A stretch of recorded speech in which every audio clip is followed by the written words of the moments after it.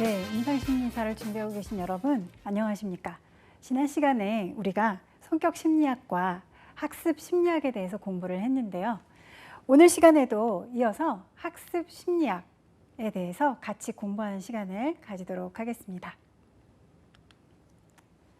자, 먼저 조작적 조건 형성에 대해서 이야기를 우리가 조금 나누었었는데, 자, 오늘은 강화, 계획에 대한 이야기부터 시작을 해보도록 하겠습니다. 자, 강화 계획이라는 것은 강화를 주는 규칙이에요. 그러니까 어떤 행동을 강화하기 위해서 우리가 강화물을 쓰고 강화라는 기법을 쓰는데, 그 강화를 할 때 강화를 주는 규칙, 우리가 규칙을 정해놓고 하는 거, 이걸 이제 우리가 강화 계획이라고 얘기를 합니다. 자, 그리고 연속 강화, 부분 강화가 있어요. 부분 강화는 우리가 간헐적 강화라고도 부릅니다. 연속 강화는요, 원하는 반응이 나타날 때마다 계속 강화를 시키는 거죠. 그래서 이게 뭐 빈도랑 상관없이 계속 연속적으로 원하는 반응이 나타나고 우리가 바람직한 방향, 바람직한 행동을 이끌어내기 위해서 계속 강화를 쓸 때 그런 행동이 굉장히 자주자주 일어난다. 그러면 계속 강화를 주는 거예요. 이거 이제 우리가 연속 강화라고 하고요. 그 다음 어떤 반응에 대해서 강화시키고 다른 반응에 대해서는 강화시키지 않아요. 그럼 이거는 부분 강화예요. 일부분만 강화를 하는 거죠. 그래서 이거를 간헐적 강화라고도 이야기를 합니다. 자, 강화 계획을 한번 볼게요. 자, 강화 계획은요, 이 부분은 시험에 되게 자주 출제되는 부분이기 때문에 여러분들 잘 보시고 내용을 읽어보시면서 머릿속에서 먼저 이해를 좀 하시고요. 그런 다음에 좀 용어도 입에 익을 수 있도록 자꾸 읽어보시면서 좀 편안하게 자꾸 머릿속에다가 여러 번 읽으시면서 좀 잘 숙지를 해두셨으면 좋겠어요. 자, 강화 계획은요, 4가지가 있습니다. 여기서는 고정 간격 강화 계획부터 나옵니다. 자, 고정 간격 강화 계획은요, 시간 간격이 일정한 강화 계획이에요. 그러니까 고정 간격이라고 나오잖아요. 시간 간격이 일정하게 계속 강화 계획을 가지고 지속성이 없어요. 그리고 시간 간격이 길수록 반응 빈도가 낮아져요. 그러니까 정기적으로 뭐 한 달에 한 번 있는, 뭐 한 달에 뭐 첫째 주마다 보는 시험이에요. 마지막 주 끝날 때 보는 시험이에요. 예를 들면 이런 정기 시험. 그다음에 우리가 한 달 동안 열심히 일하고 받는 월급, 이런 것들이 여기 고정 간격 강화 계획에 들어가요. 여기 속해요.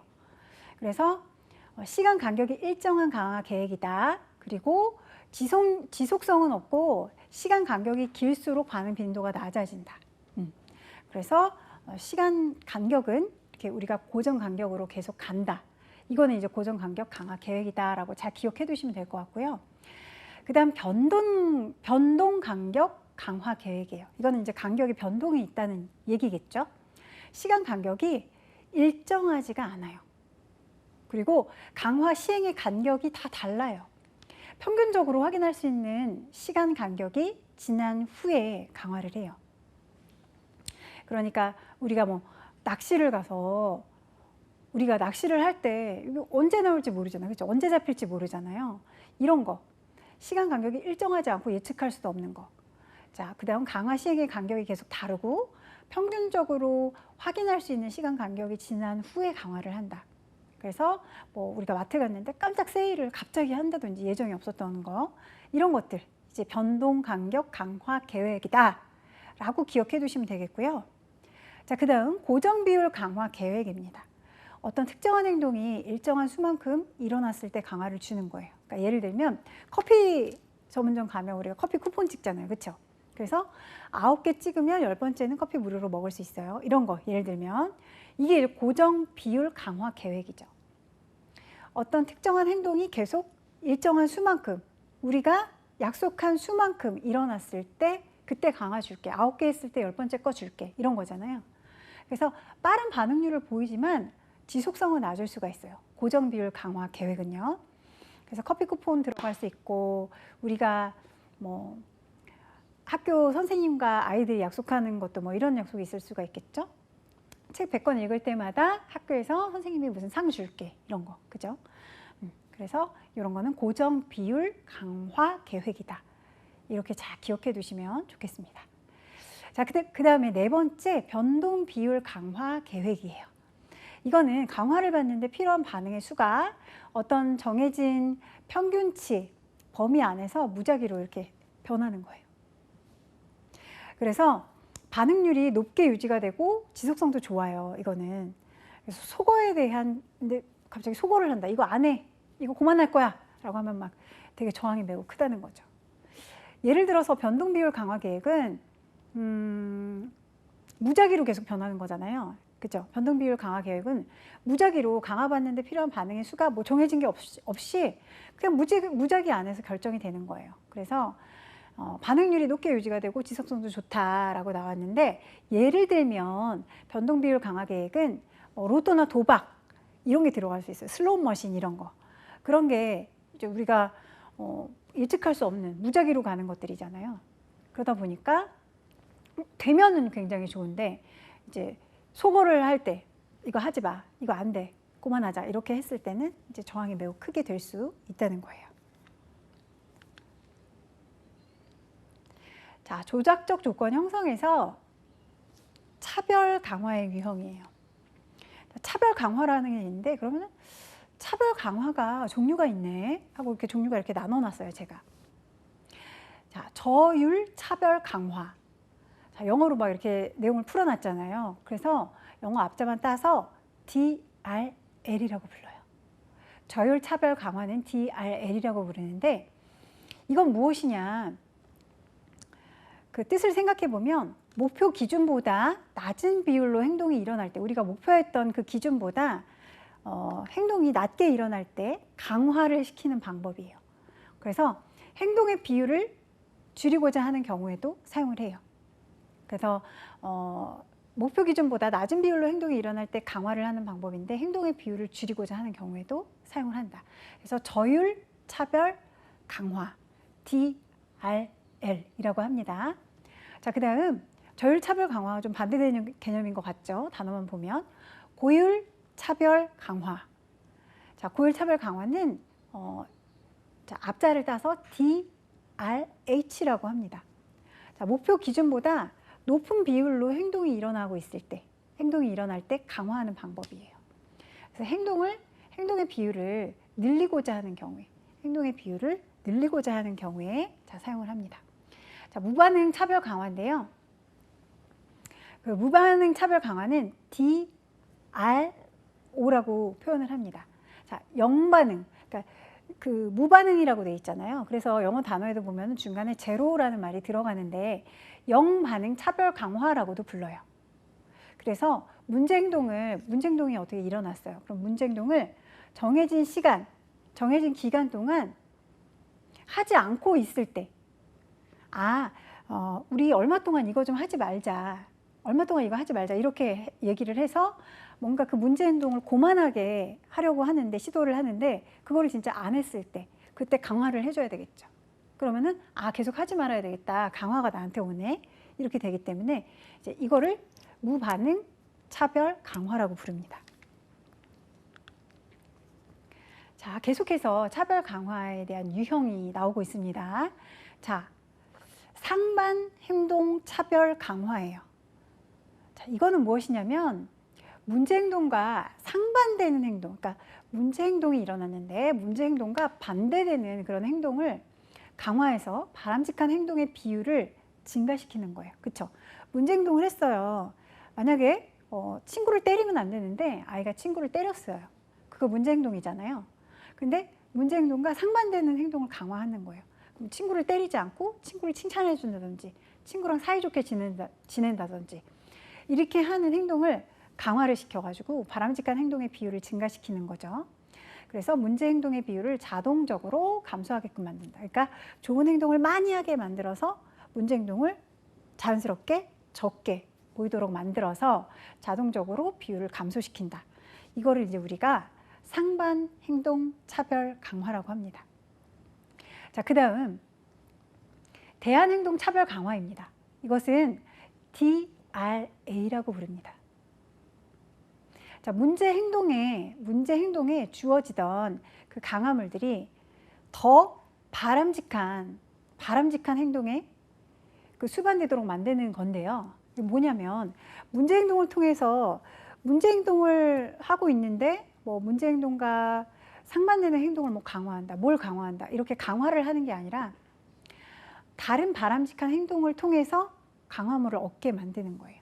그래서 그러니까 친구를 때리는 문제 행동이 있어요. 친구를 때리는 문제 행동이 있는데 이 문제 행동을 줄이려고 하는 것이 아니라 아예 다른 개념으로 이 아이가 다른 좋은 행동을 하게끔 만드는 거예요. 그래서 다른 행동을 했어요.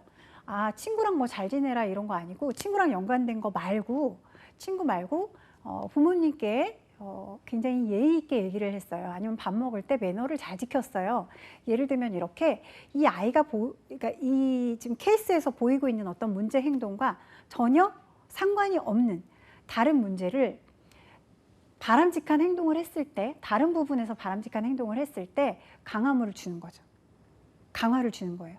그래서 시선을 다른 쪽으로 돌리게끔 만드는 거죠. 그래서 더 잘할 수 있는 걸 계속 잘할 수 있게 이렇게 계속 올려주는 거.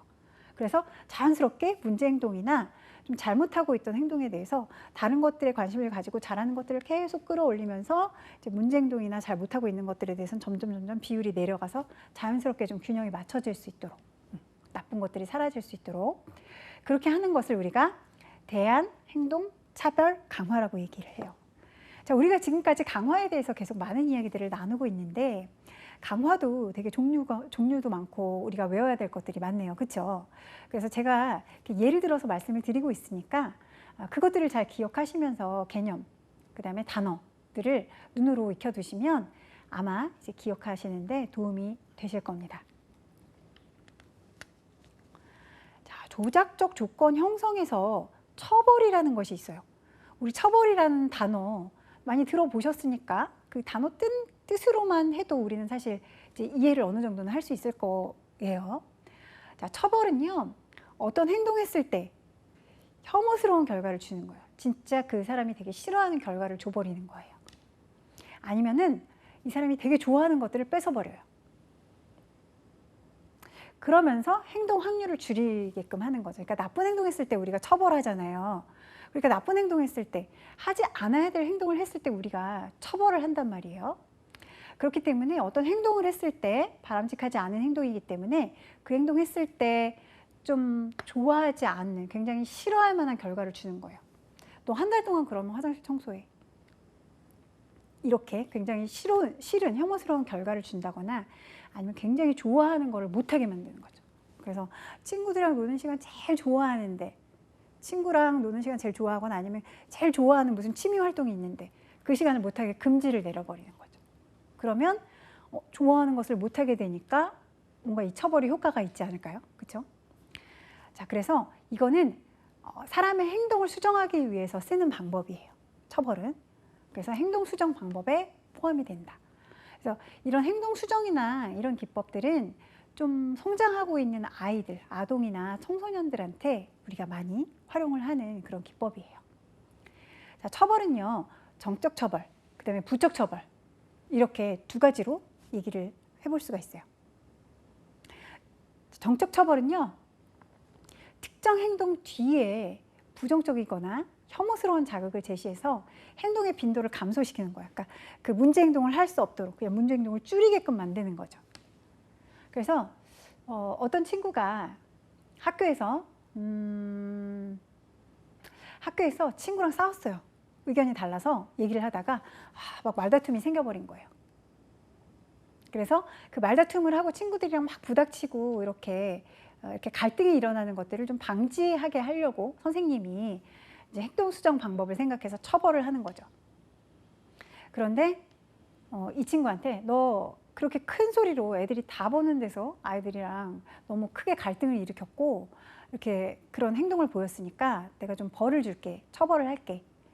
그래서 너 그러면 한 달 동안 아침 일찍 와서 아침 일찍 주번이 돼서 와가지고 우리 반 문을 네가 열어주는 거야. 그리고 우리 반 청소도 한번 싹 해주는 거야. 예를 들면 이런 거 한 달 동안 하라 그러면 정말 싫잖아요. 이게 바로 정적 처벌입니다.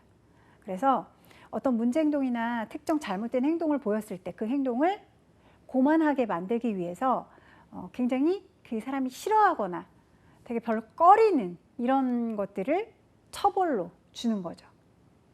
자, 그 다음 부적 처벌이에요. 부적 처벌은요, 어떤 행동을 했어요. 어떤 행동을 했는데 잘못된 행동을 했을 때 그 행동을 줄이기 위해서, 행동 수정을 하기 위해서 이 사람이 되게 좋아하는 것들을 못하게 만드는 거. 그래서 용돈 안 줘. 싸웠으니까 용돈 안 줘.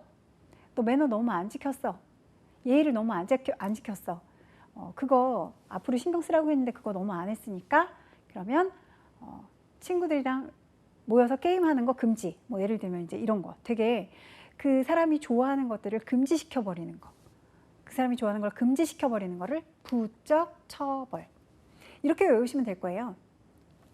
좋아하는 걸 못하게 만드는 거, 이거 벌 주는 거잖아요. 그렇죠? 그러니까 처벌이고요. 좋아하는 걸 못하게 만드는 거는 벌 주는 거니까 처벌 맞고요. 그냥 못하게 빼버리는 거예요. 있는 거를 하고 있는 걸 못하게 빼버리는 거예요. 마이너스잖아요. 그러니까 부적, 그죠? 부적 처벌 이렇게 외우시면 될 것 같아요. 그래서 정적 처벌, 부적 처벌. 부적 처벌 하나만 명확하게 이렇게 외우셔도 정적 처벌과 부적 처벌이 잘 구분이 가실 거예요. 자, 시험에 처벌에 관한 문제들이 나올 때 이 정적 처벌, 부적 처벌 이런 개념이 나오기도 하고 진짜 실제 사례를 들어서 이거는 뭐 어떤 처벌에 해당하는지 또는 처벌에 뭐 범죄에 들어가지 않는 것, 뭐 예를 들어서 이제 이런 것들이 나올 수가 있어요. 보기로 여러 가지가 이렇게 섞여서 다른 내용들과 함께 섞여서 나오면서 좀 헷갈리게 나올 수가 있으니까 우리가 공부할 때 명확하게 그 기억하는 방법을 좀 생각하시면서 머릿속에 이렇게 그림을 그려 놓으시면 나중에 다시 복습하거나 공부하실 때 잘 기억이 나실 거예요. 자, 계속해서 이제 처벌에 대한 얘기인데요. 처벌의 효과적인 사용 방법이에요. 처벌의 효과적인 사용 방법인데 반응이 나올 때마다 즉각적으로 처벌을 사용해서 반응을 하는 거예요. 그러니까 이 행동을 하면 안 되는데 이 행동을 하면 안 되는데 이 행동을 계속해요. 이 행동이 나올 때마다 바로바로 처벌을 계속 사용하는 거예요. 에이, 지난번에 한번 처벌 줬으니까 좀 이따가. 그거 아니고 그런 문제 행동이 나올 때마다 바람직하지 않은 행동이 고만해야 되는 행동이 나올 때마다 바로바로 계속 처벌. 그래서 반응과 처벌이 연합되도록 아, 이 반응 나오면 바로바로 처벌받는구나. 아, 이거 고만해야지. 이렇게 학습되고 훈련되고 인식할 수 있도록 그래서 행동을 수정할 수 있도록 만드는 거죠. 자, 이렇게 반응이 나올 때마다 즉각적으로 이렇게 처벌을 사용해서 그냥 계속 막 이렇게 바로바로 조치를 취해버리면 그 문제 행동이 생각보다 빨리 사라지는 경우들이 있어요. 그게 어떤 문제 행동이냐에 따라서 좀 다를 수 있겠지만 그래서 즉각적으로 처벌하는 거, 그다음에 나올 때마다 처벌하는 거, 자 이거 한번 이제 잘 기억해 두시고요. 그다음에 처음부터 처벌을 엄청 강도가 센 것부터 시작을 하시는 거죠. 그래서 우리가 뭔가 이제 강화를 할 때도 처음부터 너무 센 거 주면 안 된다 그랬잖아요. 근데 처벌은 효과를 높이기 위해서 처음에 굉장히 큰 걸 하나 탁 던지는 거예요. 그래서 강한 처벌을 줘버리면 사람들이 아니 그거 했는데 그렇다고 저렇게까지 큰 벌을? 이렇게 하면서 이제 약간 본보기가 돼서 다른 사람도 함께 이제 그런 문제 행동을 안 하게 되기도 하고 실제 그 문제 행동을 한 사람도 아, 이거 타격이 너무 크구나. 내가 한번 생각 잘못해서 이렇게 행동과 말을 잘못했더니 너무 큰 벌이 오는구나. 이렇게 본인이 느껴졌을 때 그냥 스스로 그렇게 느껴지면은 알아서 그냥 그 잘못된 행동들이 좀 줄어들지 않을까요? 그래서 그런 의도에서 우리가 처벌을 효과적으로 할 때 이렇게 한다라고 말씀을 드렸어요. 그 다음 이거는 조금 이제 처벌이라고 하기에는 조금 가벼운 건데 처벌 행동을 대신할 대안 행동이 있을 때 그 대안 행동을 하게끔 이렇게 제안을 해서 그 행동을 하게끔 만드는 거죠. 근데 이거는 조금 더 시간이 길게 걸리죠. 그렇죠? 어떤 행동을 했을 때 벌을 바로 탁 주면 벌 안 받으려고 우리가 그 행동 안 하죠. 그래서 사실 그거는 효과가 좋아요. 반응이 나올 때마다 즉각적으로 계속 처벌을 한다든지 아니면 처음부터 굉장히 큰 벌을 이렇게 땅 하고 줘버려서 막 놀라게 해서 다시는 그걸 하지 말아야지 이렇게 만들어주던지 이렇게 하는 건 효과가 좀 빠르죠. 그렇죠? 문제 행동이나 잘못된 행동들을 빨리빨리 수정할 수 있는 방법들이에요. 그런데 지금 세 번째 말씀드린 방법, 처벌 행동을 대신할 대안 행동이 있을 때 만약에 뭐 친구랑 싸우면서 또는 선생님과 갈등이 일어나서 막말을 했다고 쳐보세요.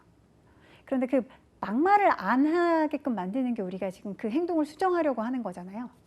그래서 바로 뭐 처벌을 한다든지 아니면 강한 처벌을 준다든지 그렇게 나쁜 말을 할 때마다 계속 처벌을 한다든지 이것보다는 사실은 그런 경우에는 말을 조금 더 순화해서 내가 감정을 뭐 기분이 나빴을 때 감정을 전달할 때도 그냥 나쁜 감정을 막 와다다다 그냥 마음속에 부정적인 감정을 가득 담아가지고 이게 폭발하듯이 그죠? 폭탄 터지듯이 상대방한테 막 터트리면서 상대방한테 상처를 주는 그런 방법이 아니고 내가 내 감정이 좀 기분이 나빴다, 마음이 상했다라는 부분들을 상대방한테 전달은 하되 좀 최대한 말을 좀 순화를 해서 상대방이 상처를 좀 덜 받을 수 있게끔 전달하는 방법을 좀 알려주는 거, 그쵸? 대한 행동. 이렇게 말하는 것보다 이렇게 말하는 게 더 효과가 있어. 예를 들면 내가 상대방한테 그렇게 나쁜 말을 그냥 확 해버리는 거는 내가 기분이 나쁘다는 거를 표현을 하는 거이기도 하고 그 다음에 다음부터 상대방이 나한테 그렇게 기분 나쁘게 또는 내가 싫어하는 말을 안 하게 하기 위해서 막 내가 퍼붓는 거기도 해요. 그쵸? 근데 그 두 번째, 상대방이 내가 듣기 싫은 말을 다음부터 안 했으면 좋겠다라는 마음으로 내가 그런 말을 하는 거라면 내가 그쪽에서 나쁜 말 나한테 했다고 상처 주는 말 했다고 그쪽 상대방한테 대고 막 나쁜 말을 그냥 수도 없이 막 쏟아내는 그런 행동을 하는 것보다는 뭔가 당신이 한 말이 나의 마음을 굉장히 좀 상하게 했습니다. 나의 마음을 힘들게 했습니다. 라는 메시지만 전달하면 되거든요. 그럼 상대방이 저 사람이 진짜 기분이 나빴구나 이렇게 진심으로 느끼게 되면 그 다음부터 조심하게 될 수 있죠. 사실 그게 내가 상대방한테 기분 나빠서 그 상대방이 앞으로 그 행동을 안 하게 하기 위한 방법으로는 오히려 부드럽게 천천히 전달하는 게 더 효과가 클 수 있다는 거예요. 이런 부분들에 대한 설명을 충분히 해주면서 이렇게 네가 즉각적으로 상대방한테 안 좋은 말 들었을 때 상처받는 말 들었을 때 바로 터트리듯이 그렇게 상대방한테 그냥 내가 공격받았으니까 폭탄을 던진다 이렇게 하는 것보다는 더 그 사람이 앞으로 너에게 다시는 그런 말을 하지 않고 마음 깊이 좀 반성하면서 스스로가 그런 조심할 수 있는 그 상황을 만들기 위해서는 너의 감정을 전달할 때 조금 부드럽게 하고 네 마음이 어땠는지 너의 감정을 좀 얘기해보는 거 어떨까 이런 식으로 대한 행동이나 어떻게 해야 되는지에 대한 구체적인 방안, 내용들을 구체적으로 알려줘서 그것들을 할 수 있도록 우리가 환경을 만들어주는 거죠. 그렇게 하는 게 어떻게 보면 처벌을 하는 것보다 장기적으로 봤을 때 우리가 아이들을 지도할 때 주로 뭐 행동 수정 이런 그 기법을 많이 활용을 한다 그랬잖아요. 근데 아이들한테는 사실 그런 부분 그렇게 접근하는 것이 장기적으로 봤을 때 아이들의 성장이나 성숙에서 봤을 때는 훨씬 더 좋은 방법이긴 합니다. 자, 그다음 조작적 조건 형성에서 모러라는 사람이 두 가지 요인의 이론을 또 소개를 했습니다. 자, 모러라는 사람은 고전적 조건 형성으로 반응이 형성이 되고 조작적 조건 형성으로 반응이 유지 강화가 된다라고 이야기를 했어요. 그쵸? 고전적 조건 형성. 자, 우리가 어떤 그 강화물이랑 그다음에 그 자극, 그쵸? 처음에는 아무 의미가 없는 그런 자극들을 같이 이렇게 섞어서 짝을 지어서 주면서 상대방 개체가, 유기체가 그걸 인식을 하게 되는 거죠. 그래서 이거 할 때는 이게 같이 오니까 처음에 나한테 무조건적 자극이 됐던 그 강화물이 오지 않더라도 자극을 받게 되고 그거에 대한 반응을 보이게 되는 거잖아요. 그렇죠? 그래서 고정적 조건 형성으로 반응이 이렇게 형성이 됐어요. 그렇죠? 그래서 반응이 나왔어요. 그리고 조작적 조건 형성, 우리가 스키너가 이렇게 그 박스를 만들어 가지고 막 실험을 하고 막 이렇게 하면서 조작적 조건 형성을 만들었어요. 그렇죠? 조작적으로 조건을 만들었어요. 그렇게 해서 이 행동을 하면은 이게 되는 거구나, 이거를 학습하고 알 수 있게 만든 게 또 조작적 조건 형성이잖아요. 그래서 조작적 조건 형성으로는 그 반응이 유지된다. 그래서 처음에 그 쥐가 들어있는 통에다가 아주 눈이 너무 부시게 아주 밝은 빛을 비췄어요. 그런데 아주 밝은 빛이 비칠 때 이렇게 삑 하는 소리가 나면서 같이 밝은 빛을 비췄다. 이러면 우리가 그 눈부신 게 되게 싫으니까 눈부신 게 싫어서 이렇게 구석에 가서 숨거나 이럴 수 있잖아요. 그래서 삑 하는 소리만 나도 아, 빛이 비치겠구나. 되게 눈부시겠다. 이렇게 하면서 좀 숨을 수가 있겠죠. 그러면 이제 삑 하는 소리만 나도 얼른 숨는 거예요. 눈부시기 싫으니까. 그러면 그 반응이 계속 유지가 되겠죠. 되게 싫어하는 걸 가지고 이렇게 우리가 조작적 조건을 형성했잖아요. 자, 그렇게 해서 고전적 조건 형성은 반응 형성, 조작적 조건 형성은 반응 유지, 강화 이렇게 기억하시면 되겠습니다. 자, 그 다음 혐오 자극을 회피할 때마다 부적 강화가 일어나서 반응이 소거될 기회가 없기 때문에 오래 유지가 된다. 그러니까 혐오 자극들, 그러니까 상대방이 안 좋아하는 자극들을 막 이렇게 계속하면 싫어하잖아요, 그렇죠? 피해요. 그럼 부적 강화가 일어나요. 그래서 반응이 소거될 기회가 없어서 이게 유지가 잘 된다. 이렇게 설명을 드릴 수가 있어요. 자, 그래서 모러의 두 가지 요인은 이렇게 설명을 드리고요. 자, 그 다음 우리가 동기 이론 한번 이제 이야기를 나눠보겠습니다. 조작적 조건 형성에서 동기 이론인데요. 동기란 우리가 학습에서 학습 개념 나올 때도 동기 이야기 했죠. 학습 동기. 자, 공부를 하고자 하는 욕구, 그렇죠? 하고자 하는 마음 그런 거잖아요. 동기는 행동을 시작하도록 하고 그 다음에 목표 지향적으로 움직이게 만드는 목표가 있으면 그 목표를 향해서 이렇게 쭉 가게 만들어주는 그런 힘이에요. 그렇죠? 그래서 내외적인 요소라고 여기 이렇게 나와 있지만 어쨌든 내가 어떤 목표를 향해서 갈 수 있게끔 만들어주는, 움직이게끔 만들어주는 동력이죠. 힘이 되죠. 바탕이 되죠. 자, 동기 이론에서는 자, 이런 이야기를 합니다. 추동 감소 이론. 자, 여기서는 어떤 이야기를 하냐면 신체적 욕구가 신체적 긴장 상태인 추동을 일으키면 평형을 찾기 위해서 행동을 하게 된다. 그러니까 신체적으로 어떤 욕구가 막 일어나요. 아, 졸립다. 그러면 잠자고 싶고, 아, 목이 너무 마르다. 오늘 땀을 많이 흘렸더니 너무 목이 마르다. 이러면 우리가 물을 찾게 되죠.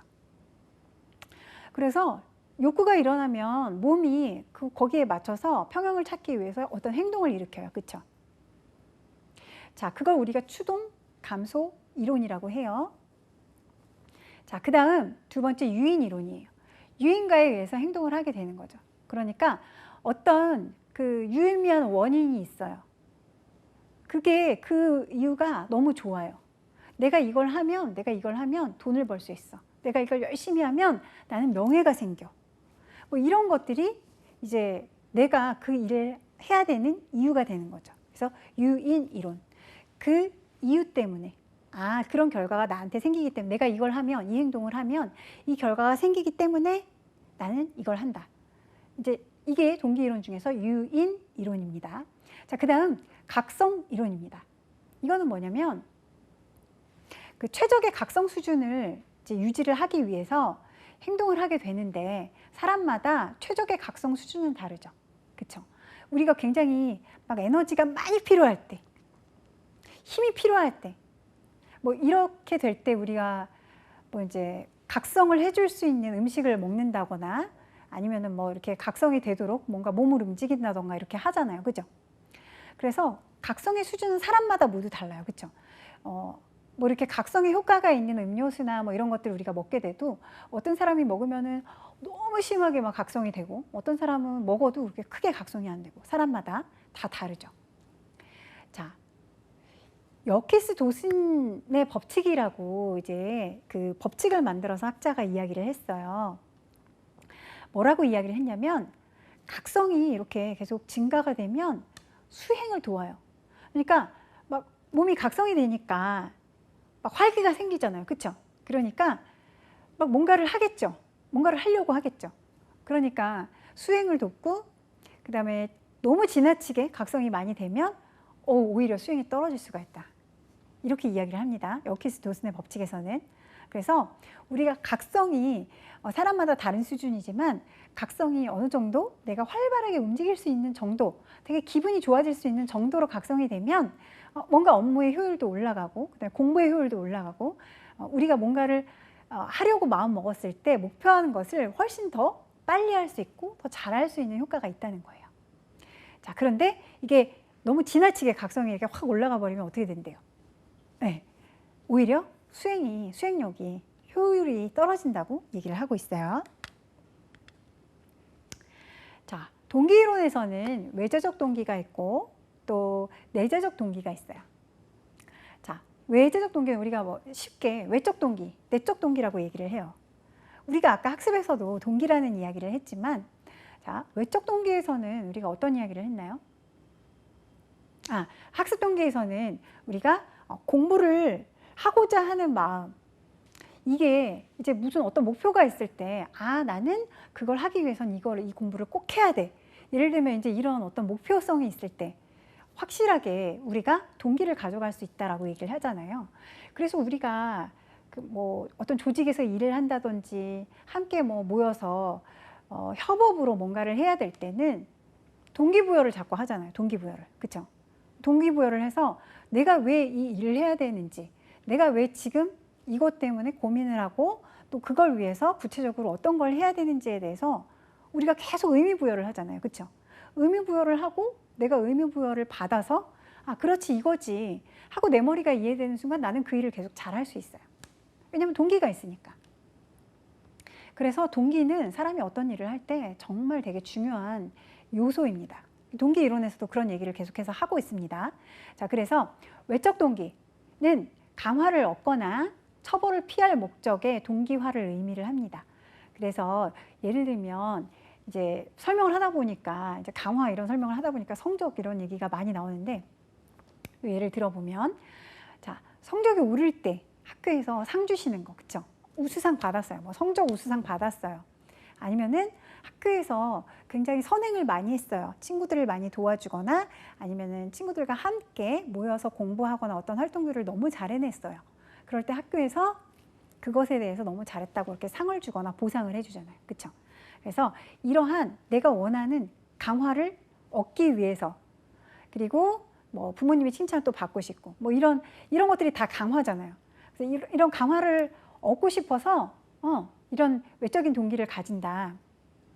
이렇게 이해를 좀 하시면 될 것 같고요. 그 다음에 내적 동기는 뭔가를 이렇게 받고 싶고 뭔가 나 이거 안 하면, 이번에 이 행동 안 하면 학교에서 벌 받아. 예를 들면 뭐 이런 피해야 될 뭐 이런 것들이 의미가 없이 그냥 내적 동기는 행위 자체가 강화인 동기화예요. 그러니까 내가 좋아서 하는 거, 내가 즐거워서 하는 거, 내가 뭐 목적이 있어서 이거는 꼭 해야 돼 이렇게 마음을 먹지 않아도 그냥 자연히 손이 가는 거예요. 공부에 손이 가는 거예요. 너무 재밌다. 나 이번에 이렇게 수학 공부하다가 문제를 풀다가 갑자기 되게 안 풀렸던 문제가 갑자기 빵 하고 풀렸어요. 아주 쉽게. 그래서 그걸 한번 해결하고 나니까 그다음부터 그 비슷한 유형의 문제들이 너무너무 풀어보고 싶네. 너무 신나네. 한번 풀고 나니까 이게 뭔가 짜릿함이 있네. 이렇게 느끼면서 그냥 내가 좋아서 하는 거잖아요. 그렇죠? 행위 자체가 강화가 되는 거예요. 강화인 동기화다. 그래서 우리가 인생을 즐겁게 살기 위해서는 자기가 좋아하는 일들을 계속 찾아서 하라는 이야기를 왜 하겠어요? 그렇죠? 이건 내적 동기예요. 내가 원해서 내가 좋아하는 일들을 그냥 찾아서 하면서 그냥 스스로 동기부여가 되는 거죠. 그러면 내가 좋아하는 일에서 동기를 얻고 즐겁게 일을 하면서 내가 사실 하기 싫은 부분도 있을 수 있잖아요. 이거는 즐거워서 내가 하는 활동이지만 내가 뭐 하는 일이나 그 외에 또 다른 프로젝트나 내가 하는 공부 이런 것들은 지금 당장 하고 싶지 않은 일일 수도 있어요. 근데 이쪽에서 내가 내적 동기가 충만해가지고 즐겁게 신나게 이렇게 내가 뭔가를 하다 보면 다른 쪽에서도 이쪽 부분에 영향을 받을 수밖에 없겠죠. 그러니까 내가 굉장히 투덜투덜하거나 굉장히 힘들어하거나 이럴 수 있는 상황에서도 생각보다 잘 견뎌나가고 또 빨리빨리 해야 될 일을 하고 내가 목표까지 갈 수 있다는 거예요. 자, 이렇게 내적 동기에 대한 이야기를 드렸고요. 자, 그 다음 과잉 정당화예요. 자, 내적 동기로 하던 행동에 외적 강화물이 주어져서 내적 동기화 되었던 어떤 행동이 감소하는 현상이에요. 그러니까 나 이거 너무 공부하고 싶었어 했던 과목, 난 옛날부터 이거 너무 배워보고 싶었어 했던 거를 배우기 시작했어요. 그런데 외적 강화물이 갑자기 이렇게 확 주어진 거예요. 오, 열심히 하네 하면서 막 되게 좋은 걸 누군가 탁 줬어요. 그러면 내가 내적 동기화 되었던 어떤 행동, 이게 별로 이제 크게 의미가 없는 거예요. 너무 좋은 강화를 받았기 때문에. 그래서 아, 그러면은 내가 너무 공부하고 싶었던, 너무 배우고 싶었던 거였는데, 시작했는데, 너무 좋은 강화를, 너무 좋은 그 외적 강화물이 탁 주어지고 나니까, 아, 이거 이렇게 좋은 거 받았는데, 이거 좀 이따가 할까? 하고 싶었던 거긴 한데, 나중에 할까? 이렇게 되는 거죠. 그래서 조작적 조건 형성의 한계점을 여기서 이제 얘기를 하고 있습니다. 그래서 우리가 지금 이제 동기이론의 조작적 조건 형성에서 동기이론에 대해서 얘기를 하고 있지만, 우리가 사실 이 동기에 대해서는 우리가 뭐 이렇게 심리학을 공부하고 임상 심리를 공부하고 여러 가지 이렇게 심리학에 관련된 공부를 하기에 앞서서 우리가 우리 삶에서 나는 무슨 동기로 이것을 하고 있는가? 나는 무슨 동기로 지금 이 공부를 하고 있는가? 이런 거에 대한 기본에 대해서 본인이 좀 잘 파악하고 뭐든지 하시다 보면 훨씬 더 나에게 좀 의미부여가 제대로 된 상태에서 공부를 하고 또 동기를 찾아가는 과정이기 때문에 굉장히 힘들었던 공부도 훨씬 더 수월하게 느껴지실 거고, 그 다음에 굉장히 지치고 힘든 마음도 조금 더 나아진 상태가 되지 않을까요? 그래서 우리가 지금 뭐 동기이론에 대해서 이렇게 공부는 하고 있지만, 이거를 우리가 공부에도 적용하고 잘 기억해서 시험도 잘 쳐야 하지만, 우리가 실생활에서 우리 삶 속에서 잘 적용하면서, 아, 내가 공부한다고 너무 바쁘다고 이런 거 놓고 있었구나, 내 자신에 대해서 조금 더 관심 가지고 이런 부분들을 좀 더 들여다보고 내가 나에 대해서 조금 더 신경 써야 되겠구나, 이런 부분에 대해서도 여러분들이 좀 한 번씩 이 시간 통해서 저랑 이야기 나누면서 좀 돌아보고 짚어보고 한번 좀 생각해 보시고, 그 다음에 수정을 하실 게 있으면 좀 수정을 하시고 이렇게 가시면 좋지 않을까 하는 생각이 듭니다. 자, 이제 인지학습인데요. 자, 학습은요, 내면적인 변화로서 이해, 통찰력, 목적과 같은 정신적인 과정에 초점을 둡니다. 자, 인지학습의 대표적인 이론으로는요, 켈러가 통찰학습이라는 것을 이야기를 했고요. 그 다음에 톨만이 인지도학습이라는 걸 얘기를 했고, 레비는 장이론을 이야기했어요. 자, 먼저 통찰학습에 대해서 이야기를 좀 나눠볼까요? 자, 갑작스럽게 일어나는 어떤 문제 해결을 말하는 거예요. 근데 갑작스럽게 일어나는 문제를 해결해야 되는 거기 때문에 점진적으로 천천히 갈 수는 없는 문제예요. 그래서 통찰학습은 그 통찰의 개념부터 한번 볼게요. 통찰은요, 상황 구성 요소, 그러니까 그 상황에 일어나고 있는 어떤 구성 요소들 간의 관계를 빨리 파악해내는 거예요. 그래서 그런 것들을 이렇게 지켜보면서 빨리빨리 판단을 잘 내리는 사람한테 우리가 통찰력 있다 이런 말 하잖아요. 그죠? 그래서 상황 구성 요소 간의 관계를 잘 파악해서 문제에 대해서 인지적 해결책을 빨리 발견해내는 거, 이거 우리가 통찰이라고 해요. 심리치료의 자기 이해, 스스로 내가 나를 잘 이해하고 내가 지금 어떤 상황에 있는지, 내가 어떤 방향으로 나가야 되는지 이런 거에 대해서 명확하게 아는 사람은 통찰을 잘하는 사람인 거죠. 자, 통찰 학습에 대해서 보겠습니다. 자, 문제 사태, 지금 어떤 문제가 일어났어요. 문제 상태를 전체적으로 이해하고 분석하고 인지하는 것으로 목표 달성을 위한 행동과 결부가 돼요. 그래서 일단 어떤 문제 상황이 벌어졌을 때는 빨리 전체적인 상황을 파악하고 이해를 해야 되고요. 그 다음에 분석해야 돼요. 어떤 요소에서 문제가 발생했는지, 그리고 인지해서 이제 그러면 나는 지금부터 무엇을 할 것인가, 목표를 이루기 위해서 무엇을 해야 될 것인가, 이거를 생각하고 이제 행동으로 옮기시는 거. 그렇죠. 그래서 내가 분석한 거에 의해서 이렇게 하면 해결되겠다 할 때 그런 행동을 취하시면 되겠죠. 자, 문제에 대한 심적 표상을 형성하고 통찰에 이를 때까지 조작해서 현실 문제 해결에 적용한다라고 통찰 학습에서 이야기를 하고 있어요. 자, 그러면 여기서 얘기한 통찰 학습의 과정을 한번 우리가 좀 살펴볼게요. 자, 학습을 하고 있는 사람, 학습을 하고 있는 학습자의 문제 장면 직면이에요. 그러니까 이게 진짜 뭐가 문제인지 문제의 요소들을 명확하게 잘 지켜보고 빨리 캐치를 해내야 되거든요. 그게 통찰인데, 자, 학습자가 문제 장면을 직면해야 돼요. 아, 이게 진짜 문제였나? 내가 그러면 이 부분에서 되게 못하고 있었나? 그래서 이 문제가 발생을 한 건가? 이 부분을 직면해야 돼요. 직면이라는 게 우리가 바로 앞에 맞닥뜨려서 그거에 대해서 인정하고 받아들이고 해결책을 찾아가는 거잖아요. 그런데 직면하지 않고 아니야, 이거 아닐 거야, 아니야, 다음부터 이렇게 하면 될 거야. 그냥 이렇게 생각하면 그건 직면이 아니죠. 직면하지 않으면 통찰이 될 수가 없어요. 자, 문제 장면을 직면한 다음에 인지 불균형 유발. 인지 불균형한 부분들이 이제 그러면 보이게 되는 거죠. 직면을 하니까. 아, 여기서 불균형했구나. 여기 무슨 문제가 있었구나. 이런 부분들 우리가 관찰을 해낼 수가 있겠죠. 자, 그 다음에 아, 이게 이렇게 됐었으니까 내가 이 부분을 균형을 잘 맞추면 아, 이게 앞으로 똑바로 갈 수가 있겠네. 예를 들면 이렇게 학습, 촉발, 동기가 생기는 거죠. 분석이 되니까. 그럼 이제 문제 장면을 탐색을 다시 해요. 문제 장면을 탐색을 해서 이제 진짜 마지막으로 통찰해서 내가 분석한 것들을 이제 그럼 앞으로 어떻게 할 것인지 결정을 해서 그 방향으로 앞으로 실행에 옮기는 거. 이렇게 통찰하는 과정도 하나, 둘, 셋, 넷, 5단계를 거쳐서 통찰이 시작되는 거거든요. 4단계를 먼저 거쳐서 통찰이 시작되고 그 다음에 이제 문제 해결과 이제 실행 쪽으로 가는 거거든요. 그래서 일단 처음에는 내가 어떤 문제가 있다는 것을 인정하고 그 문제에 맞닥뜨려서 직면하는 것부터가 시작이다라고 말씀을 드립니다. 자, 통찰학습의 특징은 문제 해결은 갑자기 일어나고 오차가 거의 없고 완전하다라고 이야기를 하고 있고요. 통찰에 의한 문제 해결의 방법은 통찰을 내가 되게 잘해서 문제 해결을 잘 하잖아요. 그러면 그 상당 기간 동안 어떤 문제가 일어나지 않고 그 상태가 잘 유지가 될 수 있어요. 그리고 내가 해결했던 방법들이 잘 기억이 돼 있어요. 내 머릿속에. 통찰에 의해서 터득하는 원리는요, 쉽게 다른 상황에까지 적용돼요. 내가 왜냐면 아, 이거 이렇게 해서 내가 이걸 직면해서 파악해가지고 통찰을 해냈지.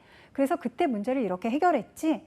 그러면 다음에 뭐 비슷한 상황이나 아니면 조금 다른 상황이어도 아, 내가 이렇게 통찰을 해서 해결했었다는 긍정적인 경험이 바탕이 되어 있기 때문에 또 통찰을 할 수가 있게 돼요. 통찰이 그 전보다는 더 수월해지는 거죠.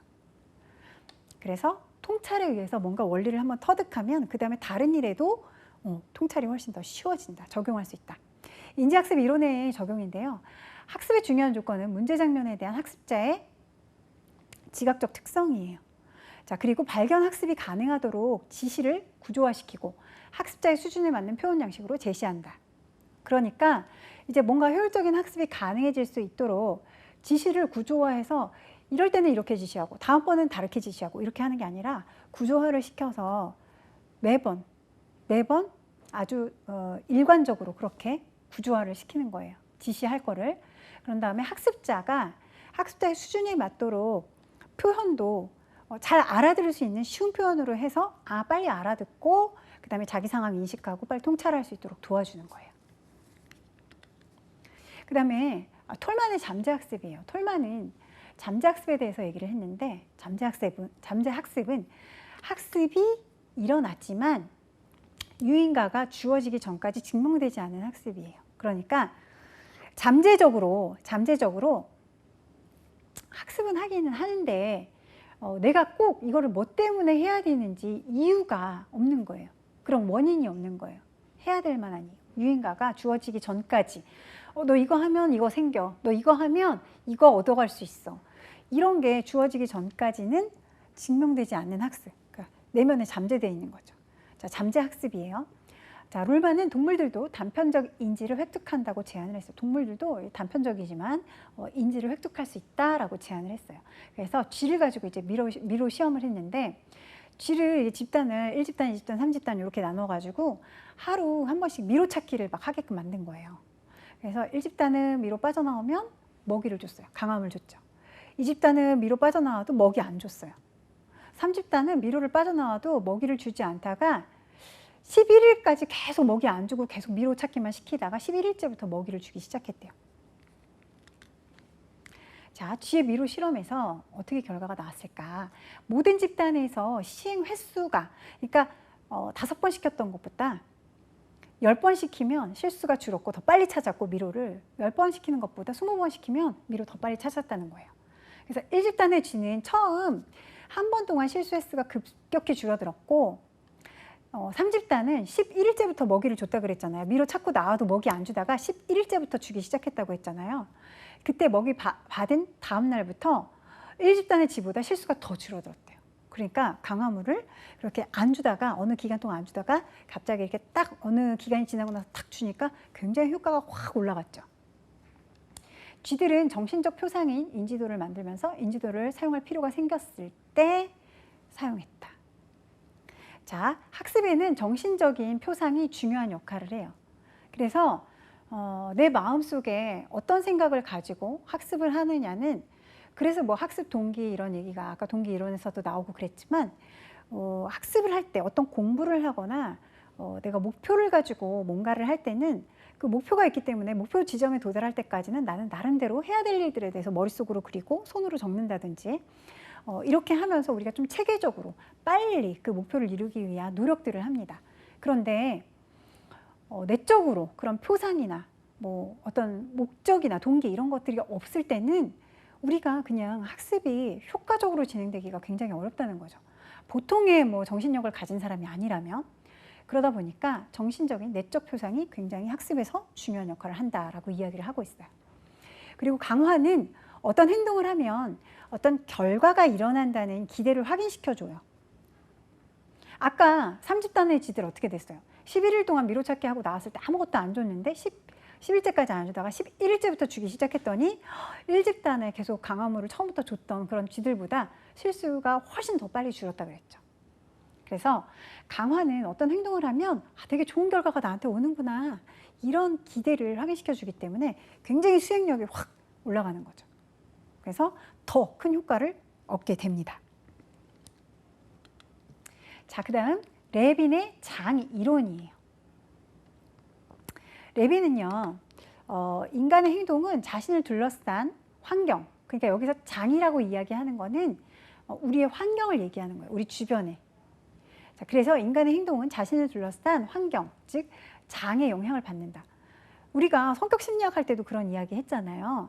사람이 이렇게 유전적으로 타고난 것들, 타고난 자기 기질, 특질 이런 것들을 가지고 또 플러스 우리가 살면서 환경적으로 우리가 이렇게 경험하면서 또는 적응하면서 가지게 되는 후천적인 성격의 요인들도 있다.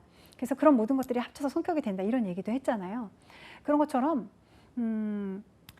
자신을 둘러싼 환경의 영향을 계속해서 받게 돼요. 그 장의 영향을 받게 돼요. 자, 장은요, 환경은요, 여러 상황이나 사물들의 물리적인 조건으로 이루어져 있어요. 다 다르죠, 환경은.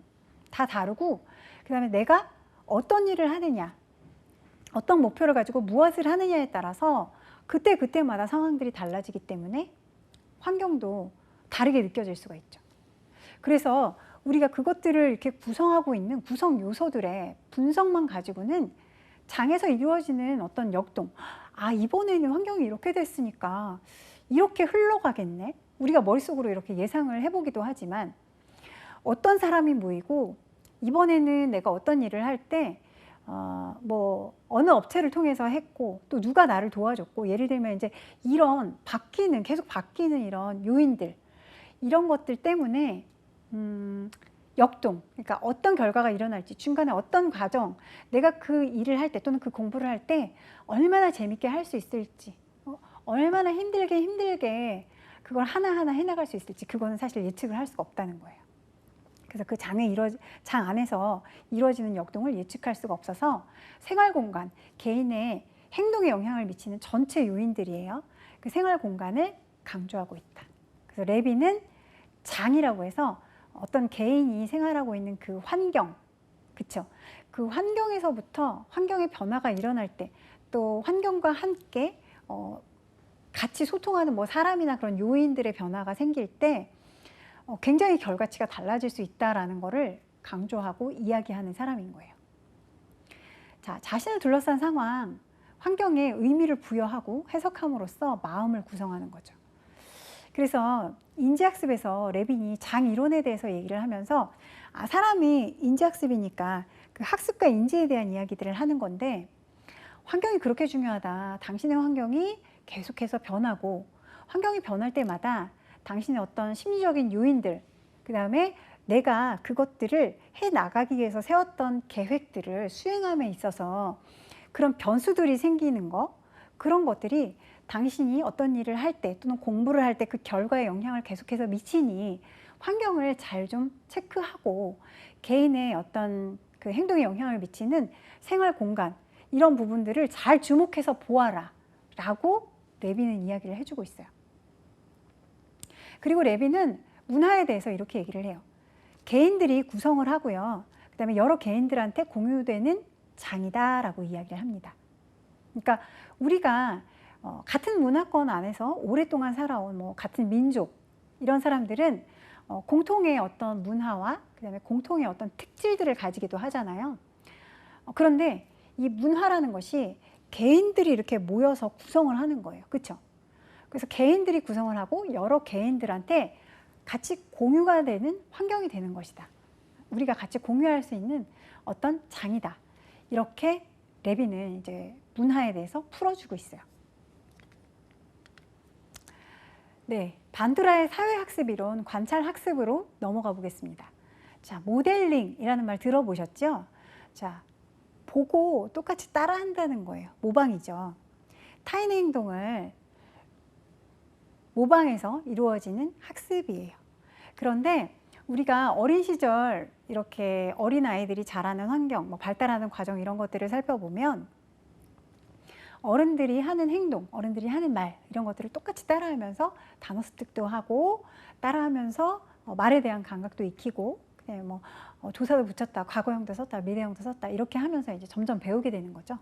그리고 부모가 아이들의 거울이다 막 이렇게 얘기하면서 아이들 앞에서 말과 행동을 조심해라 이렇게 하는 것도 아이들이 이렇게 모두 모델링을 하기 때문에 그렇습니다.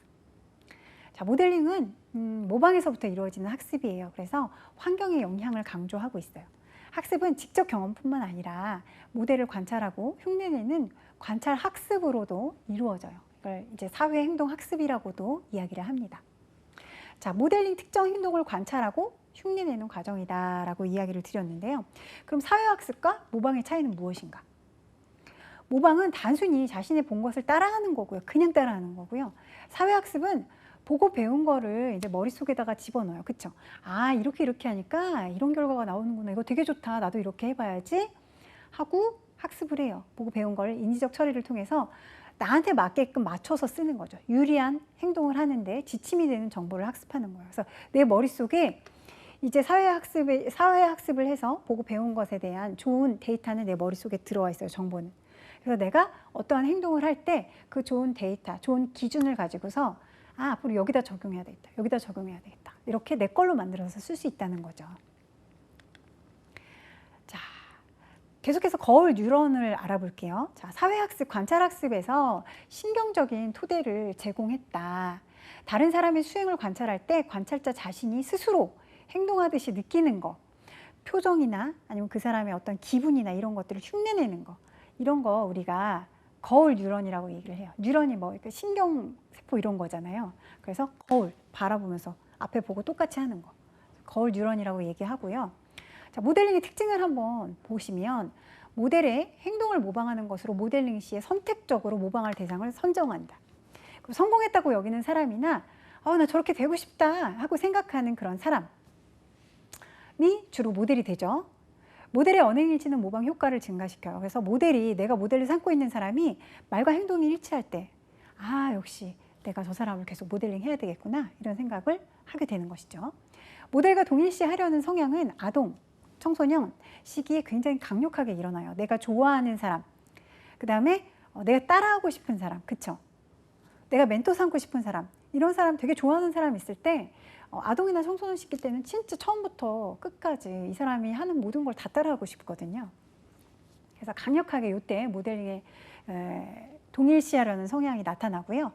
그 다음에 친사회적 모델을 제시하면 친사회적 행동 유발이 가능하다. 이렇게 설명을 하고 있습니다. 자, 모델링의 기능을 한번 보면요. 반응 촉진, 사회적 자극으로서의 역할을 수행하게끔 빨리 반응을 하게끔 반응을 촉진하는 그런 효과가 있고요. 그 다음 억제 탈억제인데요.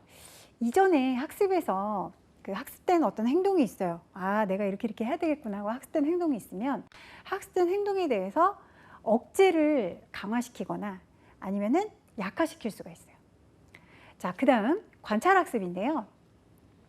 새로운 행동을 산출하기 위해서 방법들에 관한 정보가 모델로부터 관찰자한테 전달이 되는 거예요. 그러니까 내가 모방을 하고 싶은 그 모델이 있잖아요. 그 새로운 행동을 산출하기 위한 방법들에 관한 정보가 모델한테서부터 관찰자, 보고 따라하는 그 관찰자한테로 전달이 되는 걸 우리가 관찰학습이라고 이야기를 합니다. 그리고 사회학습의 과정은 주의 집중, 파지, 운동재생, 동기 이 과정으로 가는데요. 자, 주의 집중은 관찰 대상의 행동과 결과에 주의를 기울입니다. 그리고 유능하고 호감이 가면서 인격적으로 훌륭한 모델한테 더 주의를 기울이는 경향. 주의 집중 이 단어만 생각해도 이해가 가시죠? 그다음에 파지는 리텐션이라고 유지라는 의미가 있어요. 그래서 관찰한 내가 그 모델링 하려고 관찰했던 그 행동을 기억하고 있는 거예요. 유지. 관찰한 행동들을 보통 언어로 표상해서 기억을 한다든지 언어로 표현을 하기 힘든 것은 이미지로 머릿속에 기억을 하게 된다는 것이죠. 자, 인지적 시연, 언어나 이미지의 형태로 기억한 것을 마음속으로 그려보는 것. 그러면 더 오랫동안 길게 기억을 할 수가 있겠죠. 자, 그 다음 운동 재생이에요. 기억하고 있는 모델의 행동을 자신이 다시 해보는 거예요. 내가 직접. 아, 모델이 이렇게 했었지. 그래, 이렇게 해야지. 행동을 모방해서 정확하게 재생하기 위해서는 이렇게 운동 재생을 해볼 필요가 있다는 것이죠. 그 다음 동기예요. 동기에 대한 이야기 오늘 많이 드렸는데요. 자, 실제 행동으로 실현하고자 하는 동기나 욕구의 과정, 파지나 운동 기술이 있다 하더라도 동기가 없으면 사실 실제로 사람이 행동에 옮기게 되기 어렵죠. 그래서 동기가 사실은 굉장히 중요한 요인이라는 겁니다. 자, 이렇게 사회학습의 강화 형태가 직접 강화, 그 다음에 대리 강화, 자기 강화 이렇게 있어요.